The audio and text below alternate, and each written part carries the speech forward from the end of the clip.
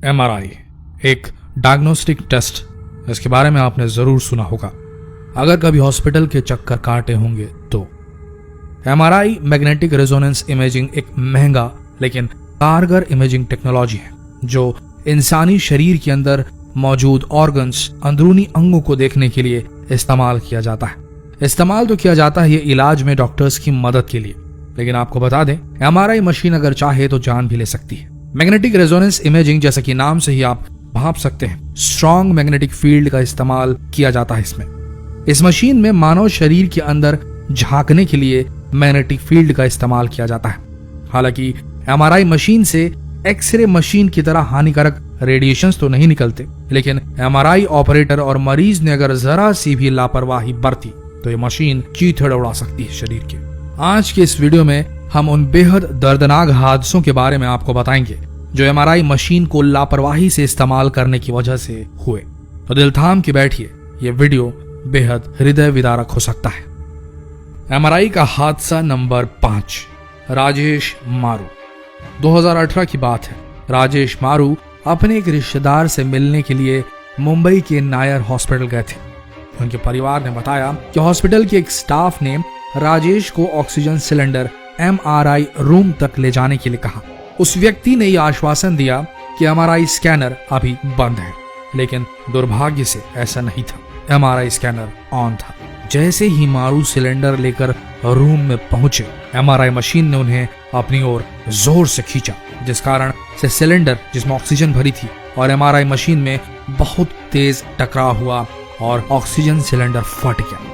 उससे liquid oxygen बहने लगी जो राजेश के शरीर के अंदर चली गई। उसे तुरंत इमरजेंसी रूम में ले जाया गया, लेकिन 10 मिनट बाद उसकी मृत्यु हो गई। इस घटना के बाद लापरवाही के लिए उस हॉस्पिटल पर केसेस हुए और मुआवजा दिया गया। एमआरआई का हादसा नंबर 4, एमआरआई और बंदूकें। बात सन 2013 की है। एक पुलिस ऑफिसर अमेरिका में इलिनॉइस के ग्रामीण इलाके में एक मेडिकल बिल्डिंग में चोरी की जांच कर रहे थे। जब वे एमआरआई रूम में पहुंचे, अनायास ही पहुंचे वो, तभी अचानक उनका सर्विस रिवॉल्वर एमआरआई मशीन ने खींच लिया। काफी कोशिशों के बाद भी उस रिवॉल्वर को नहीं निकाला जा सका। उसे तभी निकाला जा सका जब उस मशीन के निर्माता को संपर्क किया गया। 2013 में हुई पुलिस अफसर के साथ ये घटना पहली नहीं थी। 2009 में भी इसी तरह की घटना हुई थी। एक अफसर अपनी मां से मिलने के लिए एमआरआई रूम गए थे, तभी उनकी रिवॉल्वर भी एमआरआई मशीन द्वारा खींच ली गई थी। इस घटना में उनका हाथ भी फंस गया था, लेकिन वो किसी तरह अपने हाथ को निकाल पाए थे, लेकिन उनका हथियार कई घंटों तक वहीं फंसा रह गया था। इसी तरह 2006 में न्यूयॉर्क में एक पुलिस ऑफिसर के साथ एक घटना घटी थी। एक पुलिस ऑफिसर गन लेकर एमआरआई रूम में घुस गए, जिस कारण से उनकी गन को मशीन ने अपनी तेज मैग्नेटिक फील्ड से खींच लिया और इस घटना में गन से गोली भी चल गई जो दीवार पर जाकर लगी। खुशकिस्मती ये रही कि किसी की जान नहीं गई।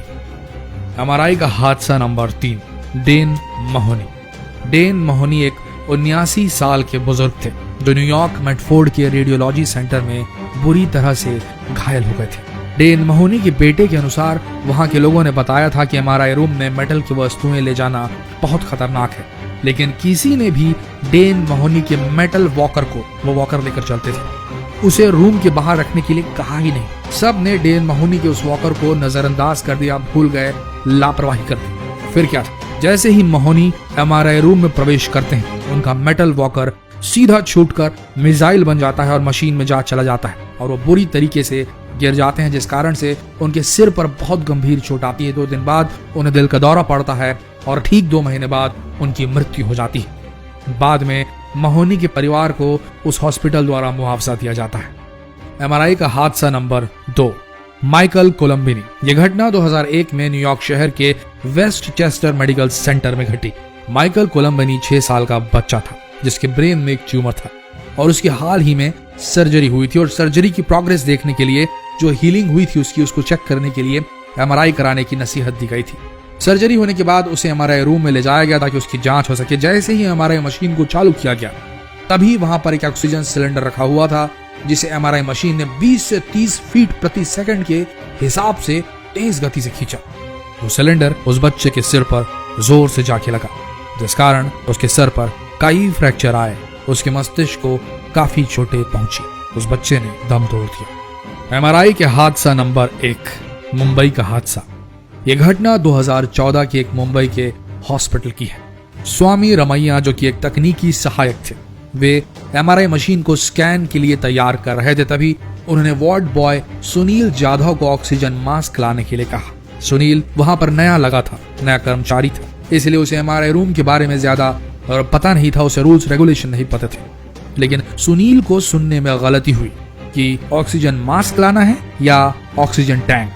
वो भूल गया और उसने 4 फुट का ऑक्सीजन टैंक MRI रूम में घुसा दिया। जैसे ही सुनील मशीन के पास गया, मशीन ने पूरी ताकत के साथ उस सिलेंडर को अपनी ओर खींच लिया, जिस कारण से सुनील और रमैया MRI मशीन और सिलेंडर के बीच बुरी तरीके से फंस गए। ये दोनों उस मशीन में 4 घंटे तक फंसे रहे, क्योंकि उस मशीन का इमरजेंसी स्टॉप बटन काम नहीं कर रहा था। इस घटना में जाधव के कंधे फ्रैक्चर हुए और रमैया की किडनी डैमेज हो गई और इंटरनल ब्लीडिंग शुरू हो गई। वहां के लोगों ने बताया कि उस सिलेंडर को निकालने के लिए रस्सियों का सहारा भी लिया गया, लेकिन जब तक उस मशीन के टेक्नीशियन नहीं आए तब तक उसे निकाला नहीं जा सका। बाद में उन दोनों का इलाज उसी अस्पताल में हुआ और उन्हें मुआवजा भी दिया गया। तो दोस्तों, अगली बार अगर आप हॉस्पिटल जाएं और MRI कराने वाले हों तो इस बात का खास ख्याल रखें कि कोई भी मेटल की चीज लेकर ना जाएं। आपके शरीर में कोई भी मेटल इम्प्लांट नहीं होना चाहिए। MRI सेफ मटेरियल से जो इम्प्लांट होंगे वही सेफ रहेंगे, अन्यथा नहीं। इस बात का खास ख्याल रखें। जितना हो सके इस वीडियो को शेयर करें, फेसबुक पर शेयर करें, व्हाट्सएप पर शेयर करें। न जाने कब आपको MRI की जरूरत पड़ जाए। तो मिलते हैं अगले वीडियो में, तब तक के लिए बने रहिए हमारे इस दिलचस्प पेज के साथ, जिसमें आने वाले दिनों में कुछ बहुत ही रोचक वीडियोस डलने वाले हैं। तो अभी फॉलो कीजिए इस पेज को। धन्यवाद।